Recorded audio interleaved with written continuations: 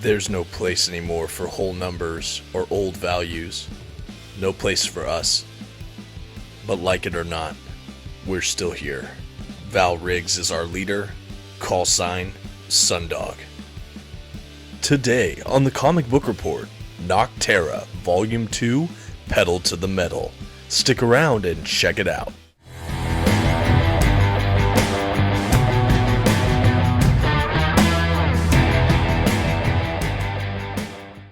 Welcome all, my name is Dominic and you're tuning in to the Comic Book Report, where we review comic books and graphic novels so you can get an idea of what to read.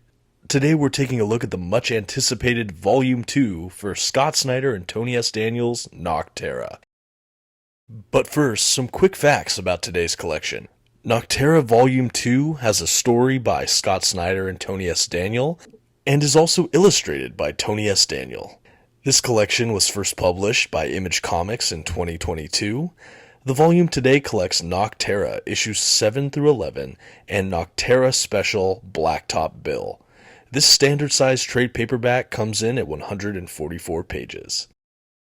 At this time, I'd like to issue a general spoiler warning. While I will try to be light on the spoilers, I will be flipping through today's collection as well as commenting on a few plot points. You've been advised.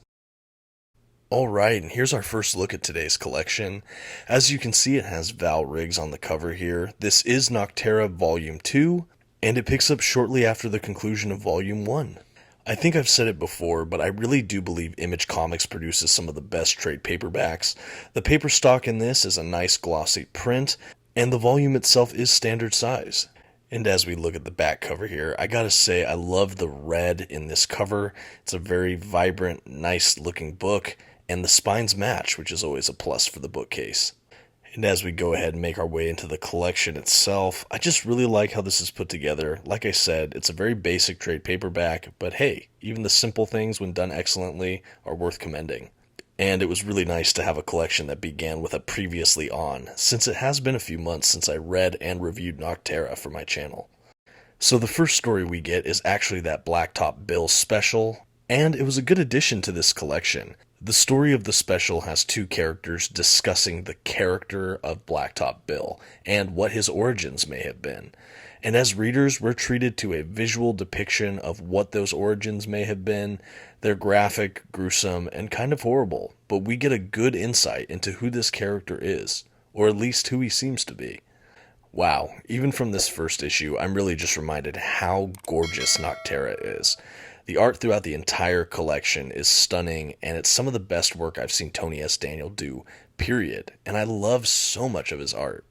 At any rate, after the Blacktop Bill special, we are right back into Nocterra, issue 7, and it picks up with Sundog Company shortly after the conclusion of Volume 1. And for those that maybe don't remember, essentially the Sundog Company and the adjacent convoys are trying to save the whole world by basically plugging in some equation into some machine in some secret location that can hopefully restart the world and get light back on. Because, as we know, in the world of Nocterra, it is perpetual, eternal night, and in that way, the story is pretty straightforward. But what I love about Nocterra, as I did with Volume 1, is the fantastic world building. I think what Scott Snyder and Tony S. Daniel do in this volume really builds on the foundation established in the first volume, which itself had fantastic world building. I think with Volume 2, one of the things I got out of it that I was really hoping for is an expansion of that world building. And I think overall I was treated to that. I got new locales, fresh, fun new characters, and of course an advancement of the overarching storyline. Even if this whole volume to me did feel a little bit like a setup volume for further narration down the road. And I think that might lead into one of my only drawbacks about this collection, is that where Volume 1 was fresh and groundbreaking, I feel like Volume 2 was just more setup. And while there were some great new characters, some incredible story bits, and some of that great world building, I found myself not as captivated as I was with Volume 1, because the establishment of the world has already occurred, and this sophomore arc had me asking, well, what now? And I feel like they answered that question quite well, but it really did feel like a travel story. Let's just get to the next destination and see what we can do. It's not really a complaint, only to say I was not left as breathless as I was when I was first reading that initial volume of Nocterra. Another note I had was we get much more of Blacktop Bill in this trade paperback, between his own special and how he involves himself with the team toward the later part of this story arc. As one of the most breakout, interesting characters and villains in the first volume, I was initially super eager and excited to explore more of Bill's mythos.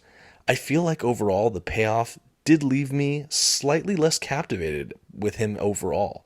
He seemed much more human than he did in the first volume, and a little less unique, as we see in this volume with the revelation that he's one of a whole platoon of these blacktop-looking figures, which are themselves merely a group of mercenaries who are coated in some kind of carbon nanotubules that they have bonded to their skins. Certainly a fascinating science fiction device, and it is still a very cool arc, but again, it left me feeling that Blacktop Bill was a little less unique than he was only one volume ago.